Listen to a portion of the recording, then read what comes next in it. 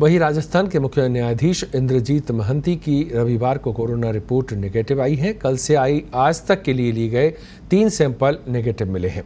जानकारी के मुताबिक सीजे के रविवार को 2 सैंपल लिए गए, जिसमें एक सैंपल की टेस्टिंग सवाई मानसिंह अस्पताल और दूसरे की टेस्टिंग RUHS में करवाई गई। दोनों सैंपलों की रिपोर्ट नेगेटिव आने के बाद अब टेस्टिंग पर ही सवाल उठ रहे हैं। आपको बता दें कि RT-PCR में जांच की 70% वैधता मानी जाती है।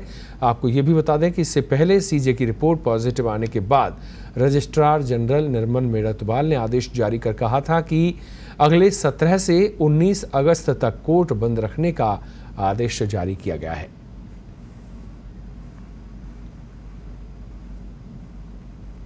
तो मुख्य न्यायाधीश की रिपोर्ट नेगेटिव आई है और उसके बाद इससे पहले एक रिपोर्ट उनकी कल पॉजिटिव आई थी और उसके बाद 17 से 19 अगस्त तक कोर्ट बंद रखने का आदेश भी जारी किया गया था, लेकिन अब उनकी रिपोर्ट नेगेटिव आई है। रविवार को ली गई टेस्ट में जो रिपोर्ट आई है वो नेगेटिव आई है। उसके साथ ही रिपोर्ट पर भी सवाल उठ गए हैं, टेस्ट रिपोर्ट जो है।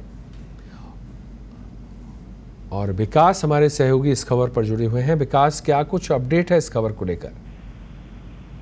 देखिए, जो मुख्य न्यायाधीश जो मोहंती सर है साहब, उनकी जो रिपोर्ट है, पहली जो रिपोर्ट है उनकी शुक्रवार को भी जांच करवाई गई थी, जिसमें उन्हें नेगेटिव बताया गया था। उसके बाद में उनकी शनिवार को फिर से जांच हुई, जिसमें उनको पॉजिटिव बताया गया। वो सैंपल RUHS मेडिकल कॉलेज अस्पताल की ओर से लिया गया, जिसमें उन्हें पॉजिटिव बताया गया। लेकिन कल उनका एक दूसरा सैंपल लिया गया, उसकी आज रिपोर्ट जब मिली तो उसमें उनकी रिपोर्ट फिर से नेगेटिव पाई गई। इसके बाद स्वास्थ्य विभाग में हड़कंप मचा और लगातार 2 सैंपल सीजे के लिए गए। एक सैंपल की जांच सवाई मानसिंह मेडिकल कॉलेज में करवाई गई और दूसरे सैंपल की RUHS मेडिकल कॉलेज में करवाई गई। वो इसलिए करवाई गई ताकि क्रॉस चेक किया जा सके आखिर सच क्या है। लेकिन दोनों ही जो रिपोर्ट है वो दोनों ही नेगेटिव आई। इससे ये स्पष्ट हो गया कि जो सीजे चीफ जस्टिस की जो कोरोना जो रिपोर्ट है वो नेगेटिव ही है। उनकी जो 4 जो रिपोर्ट है उसमें से 3 रिपोर्टें नेगेटिव आई। RUHS ने जो उनकी रिपोर्ट दी वो एक रिपोर्ट पॉजिटिव पाई गई। बहरहाल इस पूरे मामले में अब RUHS मेडिकल कॉलेज अस्पताल को नोटिस देने की भी कार्रवाई की जा रही है, जिसमें उनसे पूछा जाएगा कि आखिर उनके यहाँ से दी गई रिपोर्ट में मुख्य न्यायाधीश को पॉजिटिव कैसे बताया गया। जी, तो विभाग का क्या कुछ कहना है इस पूरे मामले को लेकर? देखिए कि हम बता दें कि RT-PCR जो जांच है इसकी 100% शुद्धता पहले से ही नहीं मानी जा रही है।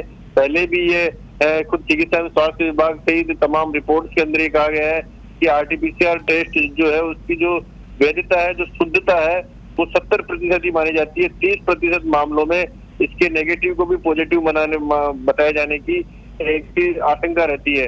बहरहाल उन मामलों में स्वास्थ्य विभाग 1 या 2 दिन बाद वापस से रिपोर्टिंग कराता है तो उसमें नेगेटिव आने के बाद में पुष्टि होती है। लेकिन मामला चूंकि ये मुख्य न्यायाधीश से जुड़ा हुआ मामला था, इसलिए तत्काल सभी तरीके की जांचें क्रॉस वेरिफिकेशन के लिए चिकित्सा एवं स्वास्थ्य विभाग ने करवाई, जिसमें स्पष्ट हो गया कि जो मुख्य न्यायाधीश को जो RUHS की ओर से जो रिपोर्ट दी गई पॉजिटिव की, वो पॉजिटिव नहीं, वो नेगेटिव थे। तो क्या विकास जी अभी भी इस मामले की जांच चल रही है कि आखिर क्या कारण रहे हैं, कहां गफलत रही है, जांच चल रही है या फिर रिपोर्ट नेगेटिव आने के साथ ही से इसका समापन भी हो गया है?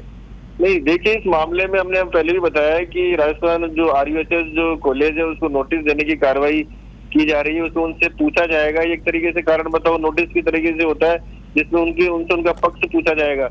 हम आपको बता दें कि RUHS प्रशासन का इस बारे में साफ कहना है। उनका कहना है कि जो सीजे की जो जांच थी वो तमाम उन मापदंडों के आधार पर की गई जो दूसरे मरीजों के लिए की जा रही है।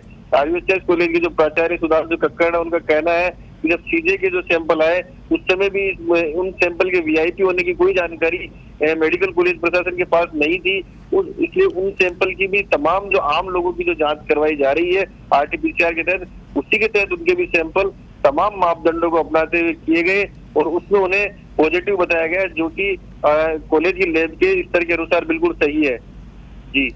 जी, शुक्रिया विकास इस जानकारी के लिए।